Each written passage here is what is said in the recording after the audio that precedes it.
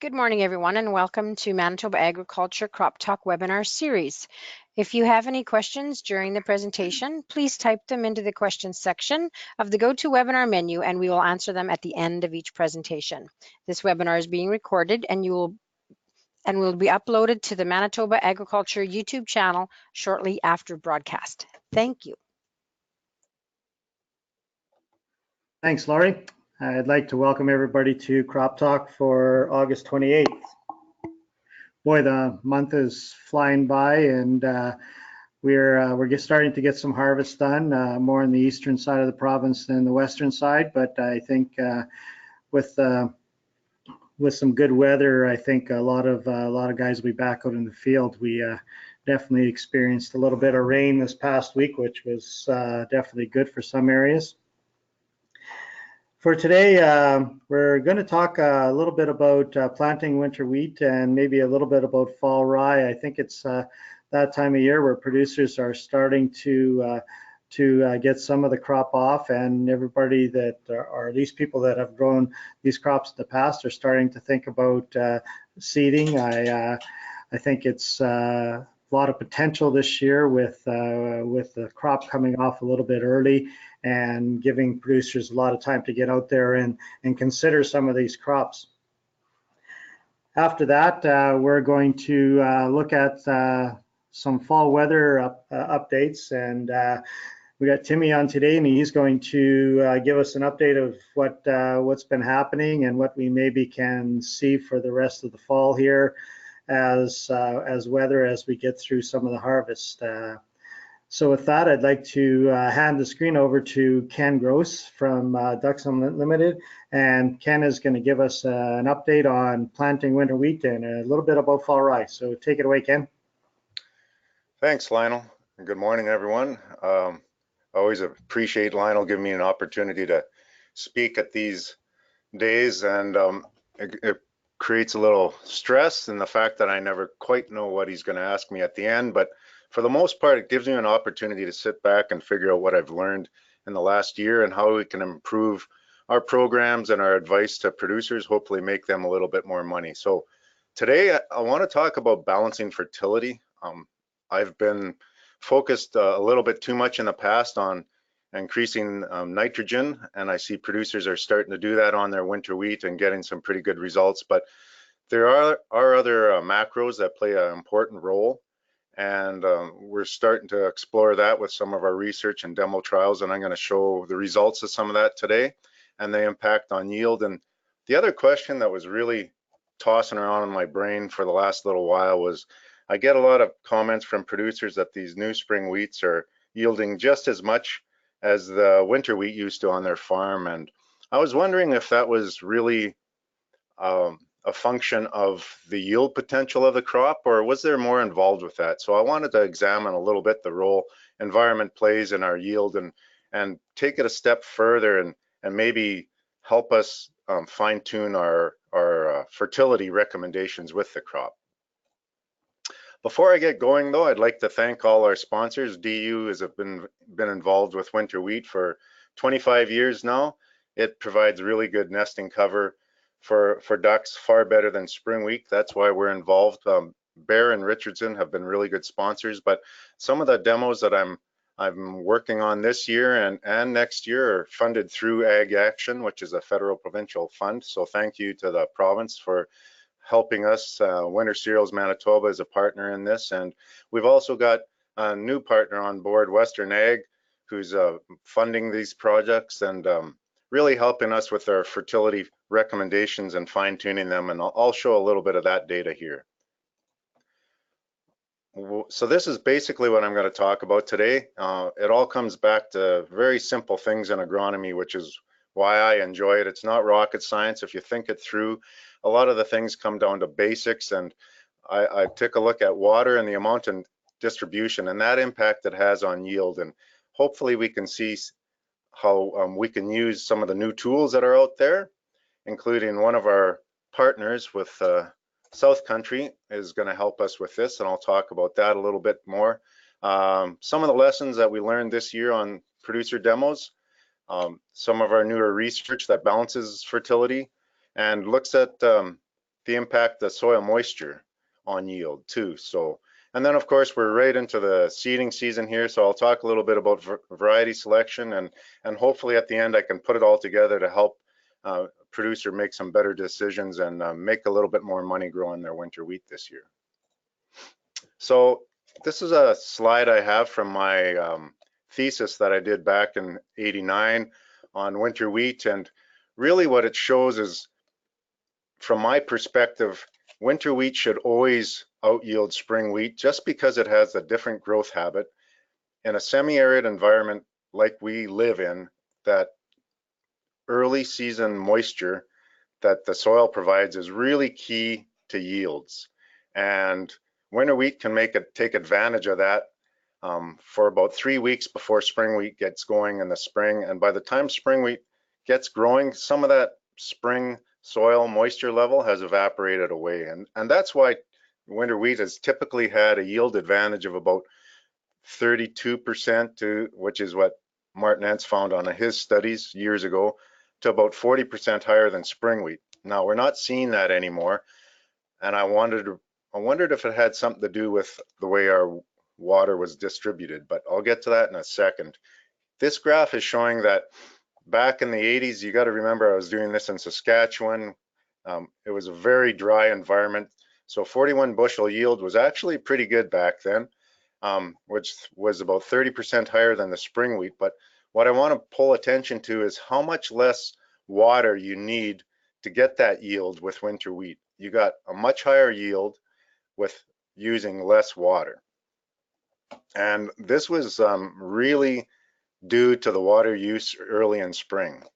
So what does that mean? Well, it comes down to root growth. If you're talking about water, you got to talk about roots. And this is a picture right out of my thesis showing spring wheat, comparing spring wheat on the side here to winter wheat root growth. So actually, if you look at these bars, the farther along this axis it goes, the more roots are in that soil layer. So this top bar represents the roots that are in the top 4 inches of the soil. The next bar represents the next 8 inches that takes you down to a foot, and then the next 8 inches deeper than that. And you can see at every soil layer, winter wheat has more roots in the top 4 inches and in the top next 8 inches, and then the next. So there are more. This is at May 30th. So spring wheat was right around the 3-leaf, and winter wheat was tillering at this point. So winter wheat had far more roots in the soil profile and was able to extract a lot more of that soil moisture that was very valuable to us in the 80s. And it allows greater access to the soil water reserves. So the yield advantage of winter wheat over the years is due to the fact that it has more roots and it has deeper roots earlier in the growing season. So I thought, well, that's great, but how much moisture is available in our soil? So Google is a great tool. I looked it up. Maybe Tim can provide more information than I can, but here we got in Manitoba, you're looking at, if you're on a sandy soil can provide about 7 inch in a full profile, down to 4 feet of water available to the growing crop, and on a clay loam, about 10 inches. So you can see how important soil moisture is to crop yields. If you think back to 2017, where we really had a dry summer, but we had really good crops. And that was because we had really good soil moisture coming into the spring, plus those high water tables that were able to keep feeding the soil all through the growing season. So even though we didn't get much growing season moisture, we had good yields. So soil moisture levels are really important for crop growth and yields. The other half of the equation, though, is how much rain do we get during our growing season? Again, Google's telling me that Manitoba receives on average 7 to 10 inches of rain during the growing season. My prof used to tell me there are no averages, though. You get extremes and then you add them all up and you get an average number, but you don't ever really see an average number. And the chart that I've got under here is the average amount of rainfall that Winnipeg has gotten over the last I don't know, 50 years. It's Ag Canada numbers. But what I really want to draw attention to is that, in May, you typically get about 2.5 inches of rain, and June is about 4 inches of rain. You can see that early moisture is also important to crop yields. But it's the distribution that's important, and I think we've seen that in the last couple of years. Not only does winter wheat start using water much earlier in the season than spring wheat does, it uses less. So once again, it's more water use efficient. You can see that it uses a couple inches less to grow a crop than spring wheat does. So what's my point? My point is the recent conditions really favor spring wheat yields. Like for instance, this spring, the soil moisture reserves were fairly low and in need of spring precipitation. So you weren't going to grow a big crop off of what was available in the soil. And this is off of Manitoba Ag's crop report here. And then in a lot of our areas in southwest Manitoba, we didn't really get much precipitation at all in that early spring, that May area. We're way below normal in the southwest. The other interesting thing though is that both last year and this year we seem to be getting these July and August and September events that seem to bring up our rainfall up to average levels, but when you're looking at winter wheat crops, it's too late. We didn't see these events in May and June, so the winter wheat yields weren't quite as high as they could be, whereas the spring wheat, when we start getting these rains in late June and into July and August, they can take advantage of that. And I think that's played a really big role in why some of these spring wheats are doing so well and the winter wheat seems to be lagging in the last few years. This May rain especially is very important when you don't have really good soil reserves to growing a good crop. So I wanted to show a few examples from some of our demos that we ran. The producers were able to get the crop off recently, and we had a demo in Oakburn, and he actually had really good soil moisture up there. We had a number of snowfall events in September and October up there and good snow cover. So the crop came through the winter really well. But during the growing season, he only had he had a little bit less than 3 inches of rain up until July 15th. And most of that came after July 1st. So really not much to speak of in May and June. So you're not going to hit it out of the park as far as yield goes with that. But he still managed to get 75 bushels of yield off of his Gateway. And Gateway is still my favorite variety for Manitoba. So he did very well when you consider how little rain he had in May and June. Protein was unbelievable this year, 13.5% plus. He had places where he was getting over 14% protein. So typically for winter wheat, we're happy if it's above 11. So this is really showing that he's got the nitrogen on there. And what we've learned is not only how important nitrogen is, but higher levels of phosphate for sure, and potassium is one that's come along, and it has a real role to play in yield and winter hardiness. So here's what his residuals were. So if you look at it, we're targeting about 190, 200 pounds of N actual available to the crop, and much higher phosphate than is normally used on the field, and then potassium is usually an afterthought. And here you can see he applies potassium every year on his land, so much higher residual than normal layers you see on farms.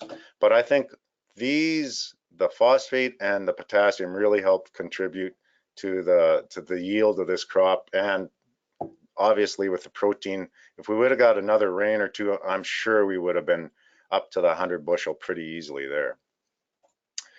We also had a demo between Newdale and Glossop. It had good soil moisture there. Growing season, they received a little bit more rain than we had in the other one, about 3 inches of rain, and a couple of really nice rains in June. So that helped. It would have been nice to get one in May, which didn't happen, but a little bit better And you can see the results there. A little higher yield because of the little better rainfall we had during the growing season. Emerson was the crop or the variety that was used there. It's a really good variety. Not as high a yielder as Gateway, but 85 bushels, the producer was really happy with that, and he had a protein level of almost 12%, which was great. Here again, we're using what we've learned from before and past, how this balanced fertility is really important. Western Ag provided us with the recommendations, and based on his residual, you're looking at about that 200 pounds of N again, high levels of P and K. And that all contributed to this 85 bushel and high protein winter wheat. So this producer is very happy with his results there. And here's a demo I got to be cautious of. It's my boss's, so I'm sure he did everything right on his field. It's out in Moose Jaw. His soil moisture was fair. No snow last year, but a couple of rains in April. So I'd say it was between, it was right around that fair level of soil moisture. I don't have actual probes in there to find out, but during the growing season, he received absolutely no rain from May to June, and he still got 40 bushels. He has this new variety of Gold Rush, which is the highest protein winter wheat that's available on the market today. You know, you look at 40 bushels, you're not very happy of it, but when you look at how little soil moisture he had and absolutely no rain until Canada Day was when he got his first rainfall this year, he was happy with the 40 bushels. Not great, but look at the protein, 14.1%. Just unbelievable for winter wheat. So, and he only applied 90. He's in Moose Jaw, not quite as high yield goals as we do here. I'm sure he put a balanced fertility on there because that'd be the right thing to do, but that's all I know that he applied. So what are we doing now? What are we looking at? As far as our research goes, there are newer varieties out there that get higher protein. So what impacts do the higher protein potential have on your fertility requirement? And it seems like the newer winter wheats are better scavengers. So we used to promote about 2 to 2.25 pounds, 2.5 pounds in some areas of nitrogen was required to get 1 bushel of yield. Now we're seeing that we don't need quite that high level. So I don't know if they're better scavengers or if producers are getting better at protecting their nitrogen, but we're not recommending quite as high level in nitrogen anymore. So to answer some of these questions, we've ran for the first year fertility trials at each of the 4 provincial diversification centers. And we wanted to compare what the average fertility practice was versus balanced fertility. And we're getting those recommendations from Western Ag, but we've also brought forward a new partner. John Deere uses South Country's app here, Crop Intelligence. We're going to put a soil probe into the ground that's going to show us how much moisture is in each soil layer.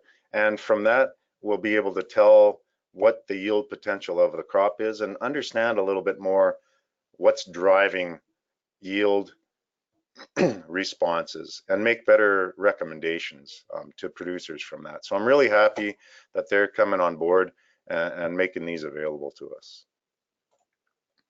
So from a producer's perspective, what do they do for fertility?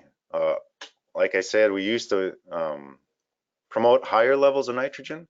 Now, you know, if you put on 1 3/4 pounds of N for each bushel, so if you had 100 bushel yield goal, you'd only have to put down 175 pounds of N available. Of course, you have to do a soil test and see what your residual is because that forms part of what your requirements are. And as Lionel knows, my biggest tip the last couple of years, and I'm still going to put that on, is if you want to, excuse me, increase your yield, please apply at least half of your nitrogen in the fall. And the reason for that is that the seed head develops very early in the spring, shortly after green up. And so if there is fertility in the soil that the roots have access to, it can grow a healthy plant that has a big seed head. But if you haven't put your fertilizer down there, there's nothing in the soil, the plant will struggle with the poor nutrition and develop a poor seed head. And that's really important in Manitoba. Year after year, we're faced with either too wet or too dry. So if in the spring, this is what I'm talking about. So in the spring, this year we could have put our nitrogen down first thing as soon as the regs said that we could get on the field. We could have got on the field and applied our N, but it was so dry in most of the areas that even if the N was applied, it wasn't getting down to the roots.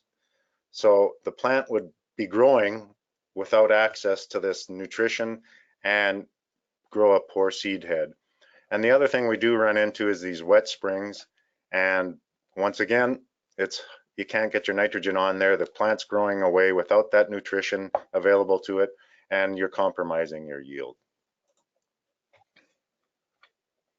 This is something that Western Ag and Elmer have brought to my attention, the importance of potassium, probably underestimated over the years. We're really looking at evaluating that right now, and we're doing that on our trials with Western Ag and with the producers, and we're really seeing that potassium does seem to increase the resistance of crops to water stress and yield higher when it's under mild drought conditions. And that certainly contributed to some of the yields that we saw this year on our producer demos.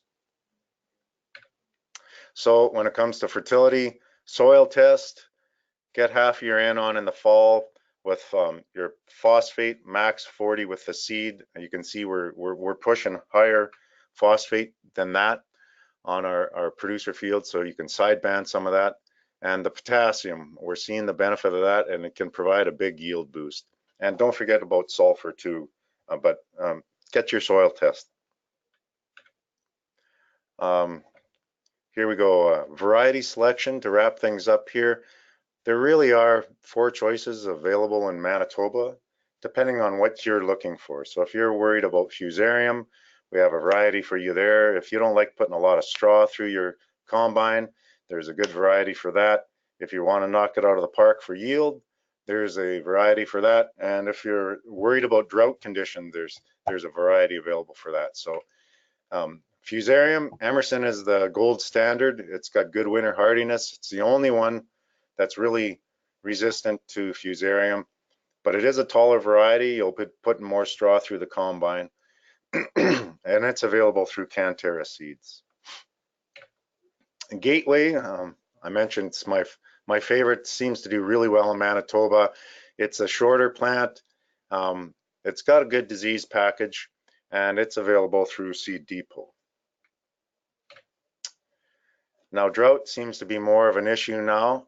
Elevate is one that is supposed to yield the best under drought conditions. I haven't seen much of it in Manitoba, just one field, and the producer pulled off 80 bushels with it. So I don't know if that qualifies as a droughty field at all. But it's supposed to yield really well under drought conditions. And it does have resistance to the wheat streak mosaic virus. So that seems to be a little bit more of an issue this year. If you're worried about that, Elevate's your choice. And it's available through CCAN. Now, wildfire has been available for a year or 2 now. It is the highest yielding winter wheat, but unfortunately, it seems very hard to get a hold of in Manitoba. And I haven't seen a lot of this out there to be able to form an opinion of it, but I'd sure like to see more of it out there, and it's available through CCAN. So here, how do we put all this together? And I spend entire presentation webinars going through each of these steps. I think you can still find them on YouTube through Manitoba Ag. But if you want to summarize it, seed heavy, that's really important for a uniform stand. If you have a uniform stand in the spring, you know that the seeding heavy compensates for any winter kill that you get. You get more main stems, less tillers, which means higher yield, and easier to apply a fungicide for fusarium. And so there's so many benefits to that. A seed treatment has become a no-brainer. It doesn't have a huge effect every year, but when it does have an effect, it's big, and it's something to keep in mind if you're getting on the field and seeding it a little bit later than you'd like to. Again, put down at least half of your N this fall, and don't worry about setting your yield goal until the middle of May, because you know you have your nitrogen available to that crop when it's greening up. And then you can go into the field next spring and evaluate it then, and set your yield goal then. And you can look at your field, and you know what, if you have even emergence, the crop looks good, you have good soil moisture, maybe you just had a rain, you know, you have pretty good yield potential there. Maybe set your yield goal there and apply the rest of your N. But if you walk in there in the middle of May and the stand only is a little bit ragged, it's not quite as thick and even as you'd like to see it, and the soil moisture is not quite there, maybe you got to lower your yield goal. So this gives you an ability to apply less N based on what the crop and the growing conditions look like, and maybe save you a little bit in your pocketbook. And my last tip here is begin your marketing early of the crop. I am no expert on marketing at all, but I do know that P&H has a program to buy winter wheat, and they're looking for about 100,000 tons out of Manitoba. So one of our producers locked in his price last January with them. I think he got $675 off the combine this year, so he was really happy with that. And they're pretty flexible. They allow you to substitute spring wheat on that contract if your winter wheat winter kills. So it's worth a phone call to P&H, and really it's worth it for your pocketbook to market your crop early. If you leave it until your harvest time, you're not going to do as well. So with that, I'm going to say thank you for Lionel for having me today, and if there's any questions, I'll attempt to answer them.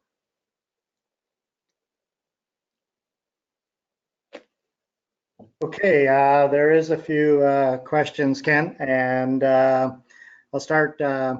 What amount of K and what type of background K levels do you typically deal with? A lot of the times on the soil tests that I've seen, we have very low levels of available potassium. This is through data from Western Ag. So I think they're targeting about 60 pounds a K.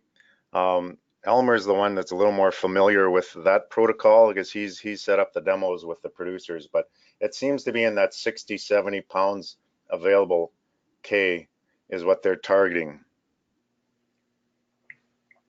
Okay, and regarding the nitrogen in the fall, you're saying to put half the nitrogen on in the fall. Are you saying to put that on while seeding or after seeding? And I guess the question is, if you put on that much nitrogen, is there a scare of getting too much growth in the fall and concerns about overwintering? Okay, really good questions. We have producers, the first producer that got 75 bushels up by Oakburn put all his down at seeding. He has the ability to mid-row band, and a lot of producers put that down. I've seen a producer in Lethbridge put 100% down in the seed row as ESN and said he didn't get any burn from that at all. So there's various ways of doing it, but yeah, that's right at seeding. It doesn't seem that we get too much growth in the fall. I've only seen heavy growth in winter wheat in one field ever in Manitoba, and that was with a producer that actually seeded right at September 1st and got absolutely beautiful conditions, rainfall, nice warm temperatures. He had quite a bit of growth, and the only thing that does is slightly lower your winter survival. And so we got decent snow that winter. He had no issues with that crop going through the winter at all. So too much vegetative growth causing issues has never been an issue that I've seen in Manitoba. Okay, and maybe just a comment. It says on the eastern side of the province, producers don't normally set yield goal as much nitrogen as you can afford. or justify, really pull back on the nitrogen. And I guess it all depends, I think, there, and you can comment too, Ken, is what your moisture situation is going to be as compared to, and your growing season, I think, for your overall yield in that one. Yeah, excuse me. Yeah, we have worked on the east side, and it's an entirely different world over there, especially north of Winnipeg. They always seem to have moisture first thing in the spring. Soil moisture is not a big issue. But again, if it was me and I had the ability, I'd put 75% of my N down in the fall. I'd set my yield goal at 100 bushels, and I'd put 75% of my N down in the fall, and then I'd look at things in the spring and see if I should put my remaining 25% down. So, you know what, if I had a thin stand, or if it looked like we didn't have much soil moisture and it was going to be another dry looking summer, I wouldn't bother putting the remaining 25% down. If I had good yield potential, I put the extra 25% down. Okay, and here's a question regarding pre-harvest. What is best suited for pre-harvest? Heat, glyphosate, Reglone, ION, etc., and how will it affect germination of the seed? I'm asking mainly because of the new expansion to the heat label. Yeah, I'm really not qualified to answer that one, Lionel. Maybe you can chime in here. It's the herbicides are not my area expertise. I rely on other people within our department for that. So can you help me out with that one? Yeah, I would just say that if you're looking at for seed production, really the glyphosates are probably something that's a little bit tricky to be using, and because I guess we all know put on too early will affect germination. So that's something you should be aware of right there.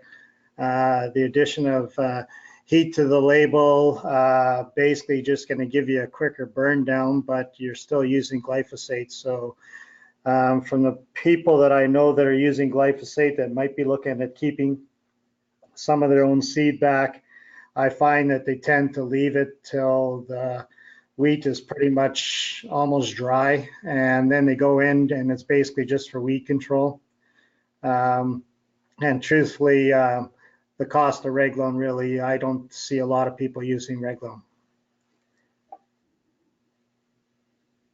Okay, so the next one here is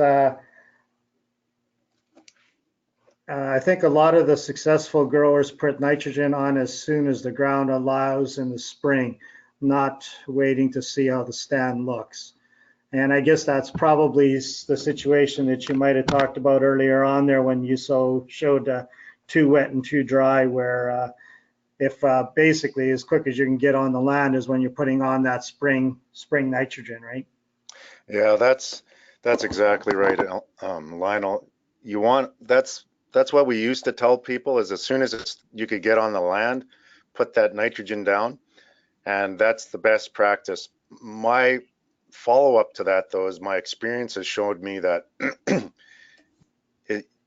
if it's a wet spring, you can't get on the land very early. The crop is already starting to green up and grow that seed head, and you don't have that nitrogen there to grow a really nice seed head. So you compromised yield. And I've seen fields where they delayed their nitrogen application because it was so wet. They put a lot of N on, over 200 pounds of N, and they had poor yield. And it was because by the time they were able to get their nitrogen on after that wet spring, it was too late. They'd already compromised some of their yield. So yes, that's the traditional argument is get that nitrogen on first thing in the spring, but the reality is if it's too wet, you can't do that, and if it's too dry, even if you put it on, it's not available to your crop. So that's why I've been promoting putting it on at least half of it in the fall. Okay, and just one last one. You mentioned seeding and seeding heavy. Are you talking seeding rates over 2 bushels an acre now, or are you still in that 2 bushel an acre rate. Yeah, so I don't even think about it in terms of bushels anymore because every variety has a slightly different thousand kernel weight. So we actually have a seed rate calculator on our website, growwinterwheat.ca. Oh, and it's best to go there and figure out what what variety you're using and the thousand kernel weight, and that really has a big impact because a seed like Falcon had a really small seed size, and so you only needed to target. I try to target at least 30 plants per square foot. That's where the best yields seem to come in for us in my experience. So for a smaller seed like Falcon, you only need a bushel and 3/4 to get to that, whereas a larger seed like you see with Gateway, you need closer to 2 1/4 bushels. So it's best to use that seed rate calculator to figure that out. I would like to mention also, I forgot, Lionel, that it is getting pretty hard to find some of these winter wheat varieties. Like I'd really like to see more wildfire out there. I'd like to see gold rush, but it's hard to source. So right now we're trying to put together a list of seed growers where producers could go to buy winter wheat seeds. So hopefully by the end of the week, we'll have something available on our growwinterwheat.ca website for producers if they're looking to source some seed. Okay, well, that's a good presentation there, Ken. We had a lot of good information, a lot of really good questions too, and thanks for coming on and giving us an update on some of the new things going on with winter wheat. Thanks, Lionel. Okay, Lori, so maybe what we'll do now is we'll turn the screen over to Timmy, and Timmy's going to give us a little bit of a weather update as to what we can expect or hope to expect for the rest of the fall here, and maybe what of some of the reasons, some of the stuff we've gone through. So if you're ready to go, Tim, take it away. Okay, thanks so much, Lionel. Can you see my screen, please? I can see your screen, yeah. Okay, great. Yeah, no, that's such a great presentation, Ken. Thank you very much. You've made my work so much easier with your reference to the weather and some of the soil moisture that you have in the presentation. Really good one, thanks. And I would quickly just give a brief information on fall weather updates. But before I do that, I will just again review the current growing season, look at fall outlook in terms of the frost risk, and then just a bit of update from the Manitoba Ag weather program in terms of what we've been doing in the last little while. Tim, I'm just going to interrupt you for a second here. On your screen there, if you see where at the bottom, could you make it into like a presenter screen? Yes. Full screen, I mean, sorry. Full screen, yep.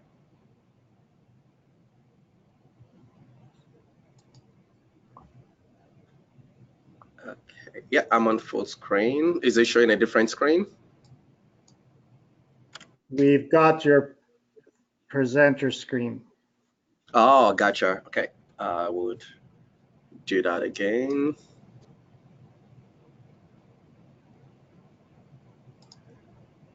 Yeah, I have about 2-3 screens going on here.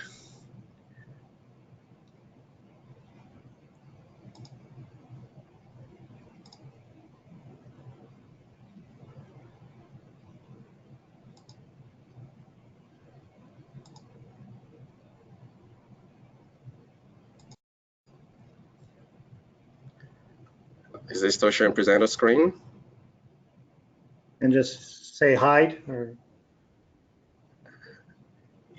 Is it better now? Yeah, just go to your PowerPoint now. Yep. Can you see the full screen now? Is it working okay?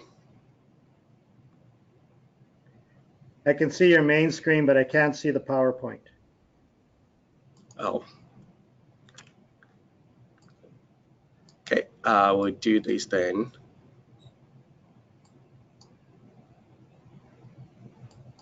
So, okay.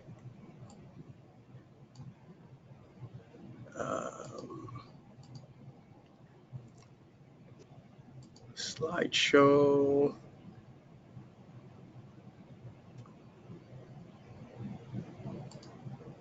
Okay. How about now?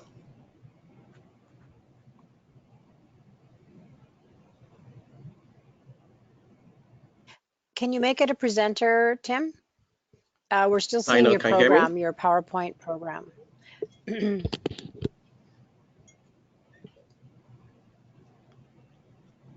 Can you make it into a full screen, Timmy? We're still seeing your PowerPoint presentation. Okay, good. So can I go ahead? Is it working okay now? So at the bottom of that toolbar on there, can you click the screen? No, on the right-hand side where it says 100%, there's to make it into a presenter mode now to slideshow. We want to see your slideshow now. Oh, okay. On the PowerPoint yes. So is it okay now? I think we can probably go from here. Yep. Okay. Yeah, it's actually showing up on multiple screen, and I had to try to reduce the number of screen I have. But yeah, I think I'll just work with it here. Yes. Okay. Okay. So basically, we'd go over the current growing season review, look at fall outlook, and then some update from the weather program. So basically, as we all know, it's been kind of just, I would say, quite a range this year in terms of precipitation to the southwest. We've actually received quite a bit of precipitation, not so much at all in the northwest, and then Interlake has been quite dry. And in terms of the percent of normal accumulation, although we actually have received more precipitation in terms of the amount in the eastern region, it actually hasn't translated as much compared to the southwest. So the eastern, although it's still above 100 in some locations around Zoda and Marchand, the southwest region actually has a higher percent of normal precipitation. And that's because the eastern region historically received more precipitation than the southwest. And this is what I'm showing in this chart right here. You'd see Selkirk, actually Beausejour Selkirk area actually has the highest amount of growing season precipitation in Agro Manitoba. And when you compare that to Westman, so areas around Brandon, only 279, so almost a full inch lower than what you would see in the eastern region. And as Ken had mentioned, we typically receive the highest precipitation in the month of June. And yeah, I'm not surprised that winter wheat would actually would have a higher yield potential than spring wheat, because again, winter wheat is making use of the precipitation that we typically historically would receive in the month of June. I'm sure most folks are familiar with the crop weather report that we typically produce every week on Mondays, sometimes on Tuesdays. And this is showing the central region. And throughout the central region, it's actually, we've had quite a varied amount of precipitation. For areas that are closer to the southwest, they received more. So I would say Trian is at 103% of normal. But then when you go further north, Lakeland is actually the area that has received the least amount of precipitation so far out of all the locations that we monitor. And Lakeland, areas around Lakeland have actually only been at 35% of normal, so just about a third of the historical normal precipitation that the area would have received. Going to the eastern region, again, quite varied. Towards the southern part of the eastern region, closer to the US border, you've got more precipitation, but as you trend north, like Dubonnie, for instance, at only about 54% of normal. The Interlake, as I mentioned, there is actually none of the location we monitor in the Interlake is close to normal. So basically, the Interlake is the driest region so far this year. And then going to the northwest, again, none of the locations in the northwest region is close to is at normal, but it's slightly above what we've received in the interlake. So the northwest region is, I would say, between 60 and 70% for the most part, and there are some areas around Keld, just around the Riding Mountain National Park, with about 50 to 60% of normal precipitation so far. And going to the southwest region has actually, again, been the wettest so far this growing season. And it's actually interesting because the distribution is, in the last little while, I've been emphasizing not so much on the total, but actually on the timing of the event. So I would actually just move this up here. And you would notice that at Oakburn, and I think Ken had referenced Oakburn, where they had only received about 70 millimeters of rainfall up until middle of July. The total at Oakburn as of Monday was 217 millimeters of rain. So that's just, I'd say, a little more than 8 inches of rain, about 8.5 inches of precipitation. However, about half of that precipitation fell on Saturday. So on Saturday, Oakburn actually got more than 4 inches of precipitation. So you'd notice that it's not so much of looking at the total. So in the total, we look at about 85% of normal. But then what does that really mean in terms of the actual precipitation influence on crop? The same thing at Russell. Russell is actually above normal precipitation. As of Monday, they've received about 12 inches of precipitation. However, a third of that precipitation was received within a 45-minute span on Saturday morning. So again, when you look at precipitation, sometimes the total, as good as we want to be around normal or above normal, oftentimes it's actually the timing of the precipitation. And that's what I did try to capture in the next slide. Looking at growing season precipitation, I'm here at Bronchiod. Again, this is the normal precipitation at Bronchiod, and the normal here refers to the average over a 30-year period, and that's why it's kind of like a smooth straight line, because again, over the last 30 years, at some point within those 30 years, every day had a bit of precipitation. So this normal line gives us the average of those days. But when you compare to what has happened or what's happening this year, again, the spring was actually quite dry, and that you would see that until early July was when we had about 5 inches of rain. There was a storm that rode through Bronchiod, St. Pierre area, and dumped about 5 inches of rain. And all of a sudden, we've been quite dry and then kind of shooting up to being above normal. But again, for the next 6 weeks, we pretty much were so dry until, again, this past weekend. So you'd notice that when you see a graph like this, although it's showing that we are trending above normal, the crop would have a bit of a moisture stress within this period when things were dry, and especially in July, when that's actually, again, for especially long season crops, soybean, corn, with having no precipitation in about 7 weeks, that's actually going to hurt the plant. I included mountainside just to see, again, a very similar pattern in which things were quite dry to start with, and then they got quite a bit of precipitation, about 4 inches, and then again, nothing for another 6-7 weeks. So the ideal would be to actually have a little bit here and there, but when you actually have just a dry spell of 6 weeks of no precipitation at all, it's definitely going to impact, have an impact on the crop yield. And finally, at Russell, again, Russell was actually trending way below normal up until this past weekend when the location got 4 inches of precipitation.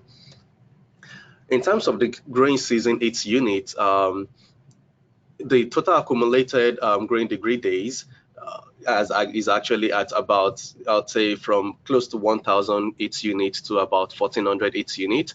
And as expected, the central region typically is much warmer, and then the further north you go, the less the its unit is accumulated. When you take a look at the percent of normal growing degree day, though, throughout the entire agro Manitoba, we've actually been below normal. We do have quite a few locations that is just slightly at normal, but then comparing that to what we had last year, So the graph, the map on my left-hand side is actually what we've seen this year, and compare that to the similar period last year in 2018, you would notice that across at almost all locations, the minimum we had was at 96% of normal, and the maximum was at 122. Contrast that to what we've seen this year. This year has actually been well below normal for the most part compared to what we've historically seen, especially this decade that has been quite warm. Using that same analogy and comparing the precipitation, again, 2019, May 1st to August 25, and then May 1st to August 26 in 2018. For this time last year, actually, again, depending on where you are, the Northwest region actually had more precipitation and higher percent of normal compared to where they are sitting at this time of the year. Again, the reverse is the case. The opposite is the case in the Southwest, where things have been quite, I would say, wet this year, although I don't know if I should use the word wet. We've actually just had, 2-3 main events that brought most of the precipitation, and but again, quite dry spell intervals compared to last year when things were actually quite below normal in the Southwest.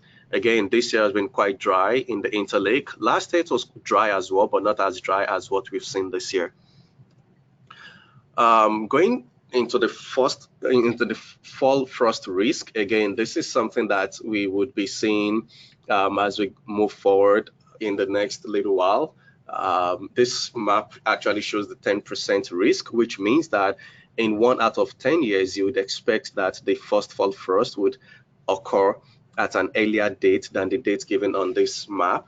And on this map, again, the central region typically would have the latest first fall frost, and then areas around the Riding Mountain National Park would and the Duck National Park and Duck Provincial Park as well, kind of having the earliest frost. So you would actually expect that places around Oakburn, Shore Lake, Bredel, in 1 out of 10 years would have had their frost this year. But again, this is a probability. It doesn't say when in those 10 years, but it's just saying 1 out of 10 years. If I move this out of the zoom a little bit, and the 25% risk, actually, again, showing that you have a bit of a more time. So 1 out of 4 years, you would expect that the first fall frost would occur at a date earlier than the date given on this map. We're going to post these maps on our website, on the Manitoba Agriculture website later this week. And again, in the Southwest region, 1 out of every 4 years, you would expect that the first fall frost would occur between September 10 and 13th. And then finally, the average date, which is the 50%, 1 out of every 2 years, you would expect that you would have the first fall frost around in the central region between September 21 and 24. Again, I know for most folks that are growing short season crops, canola, wheat, usually frost isn't an issue. Hopefully we don't have any early frost. We've not had any so far, although Oakburn actually had kind of like a very brief frost, I believe sometime last week.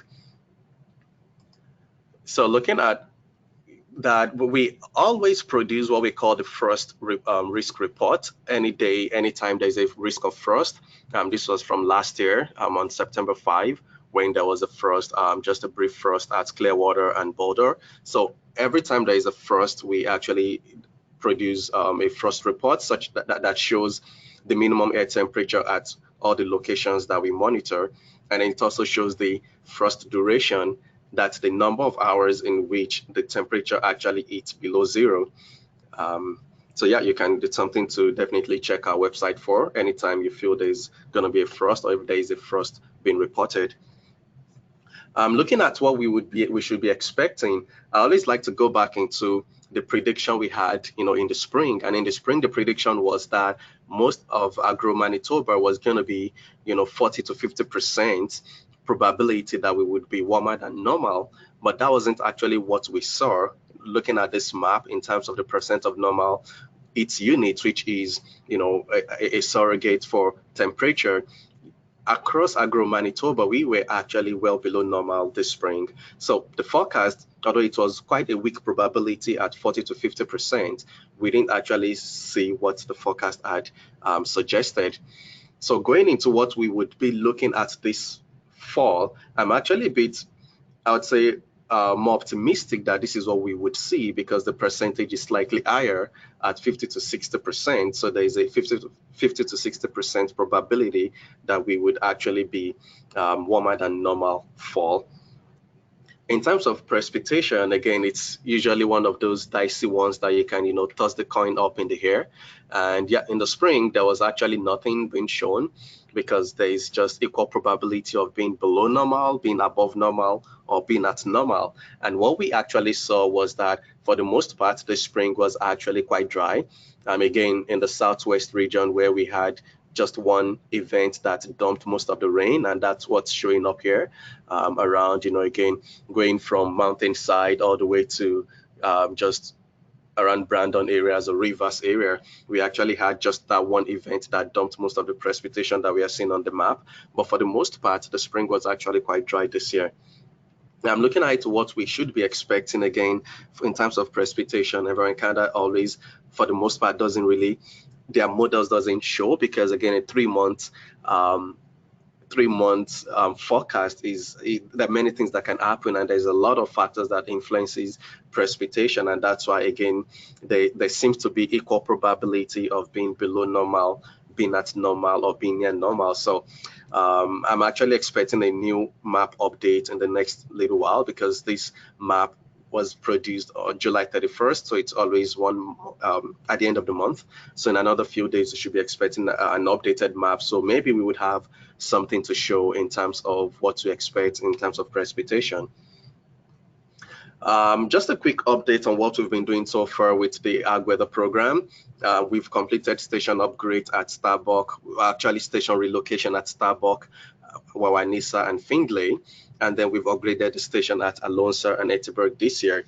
We are looking at few more upgrades before the end of the year. So we are looking at the Fork River station and then the Selkirk station as well. And something else that we are also working on, again, over the last, I think since 2003, we've always had Manitoba agriculture employees go out to about 100 different locations and take soil samples, and we use those samples to create fall soil moisture map.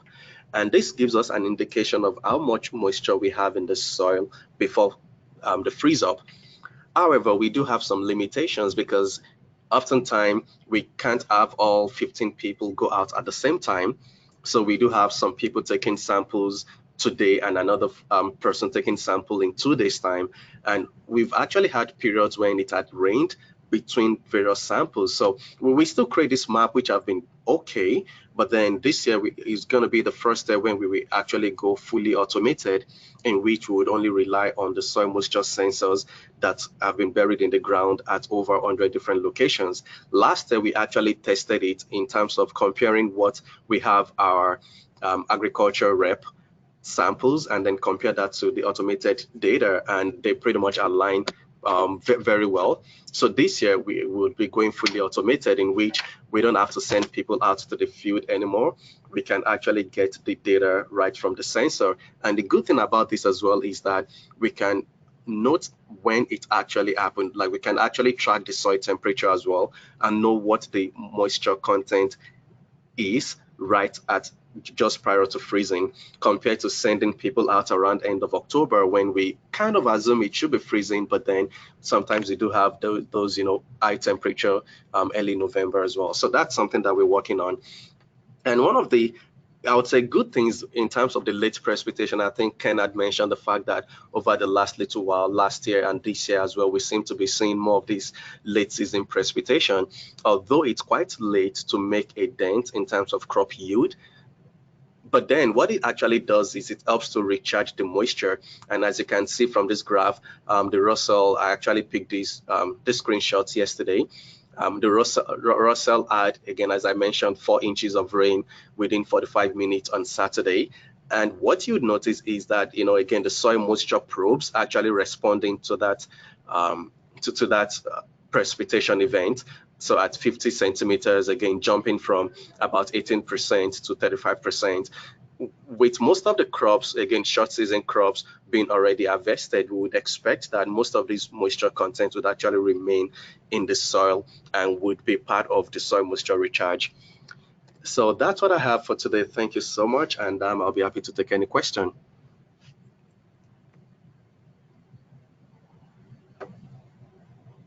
Thank you, Timmy. Couple questions for you. Right now, over the past, I guess, couple days here, or past week, I should say, it's been getting to some cool evenings in the, I guess, northern part of the region here. Any kind of idea when that might break, or is there a change in weather patterns that might be happening, jet stream or something that might give a break to this cool weather? I actually don't know, Lionel. It's again with precipitation. Right now, I don't think it's more of a long term. Again, with what the forecast is calling for, that we should be having a warmer than normal fall. Again, 50 to 60%. Not a whole lot of confidence, but at least better than the kind of the 40%. I would expect that we should be back to kind of like a normal fall in terms of maybe lower precipitation and kind of increased heat. But yeah, things have been quite cool in the last few days, but I don't expect that to be kind of like a long-term cooling event. Okay, and then one question just came in about the moisture probes that you're talking about at the stations. We're just about at the end of your presentation there. Are they similar to the ones that Ken was talking about in his winter wheat that they were going to be using to monitor moisture for winter wheat? I'm actually not exactly sure which ones Ken's group would be using. What we actually have is the theta probe, the Delta T theta probe. They are actually a company out of the UK. And as with all the sensors we use on our stations, we actually use research grade sensors, so they can be quite expensive. But then we use them because we want to be able to customize what the data is showing. We want to be able to customize how frequently data is being sent to our data logger. So yeah, I'm not exactly sure which ones Ken's group is using, but the one we use, we actually have them installed at 1500 centimeters.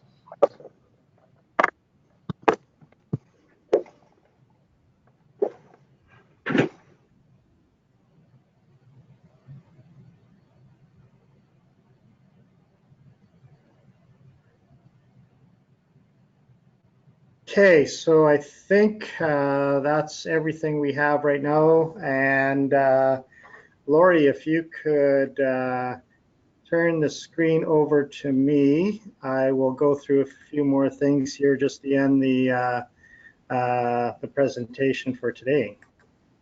And just to go over, Timmy had shown this slide. I usually like to show this one. It's regarding the precipitation, and you can see the recent rainfalls we've gotten, as Timmy mentioned, would take us over the amounts, are higher into our percent of normal, I guess, than in a lot of the regions in the Southwest here. The seasonal reports, they're continually being updated, and as Tim mentioned, even with the frost and different situations happening, if those events are there, that's all on our website. So if you're looking for information, please come to those sites and take a look at it. Our ag site is continually being updated with new information, so definitely go there. I'd like to mention this again. I mentioned it last week. If we're experiencing a bit of shortage of feed in the province here, so if you have hay or straw for sale, there's the Manitoba hay listing. You can go on to put your product for sale. And for producers that are going to be in a situation where they might be in a shortage of feed, there is information on our website as to how to calculate how much feed you're going to need for the number of head you've got, as well as what you could do for alternative sources of feed. So again, some good information on the website for producers looking for or producers in a shortage of feed situation.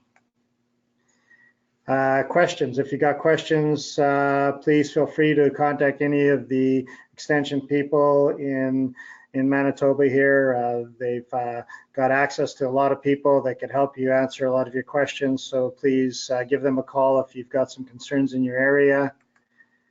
And I guess Lori mentioned it at the start, all the webinars are recorded, so they'll be on our website as well as on YouTube. So there's the links for that. And join us next week, September the 4th, for the next Crop Talk.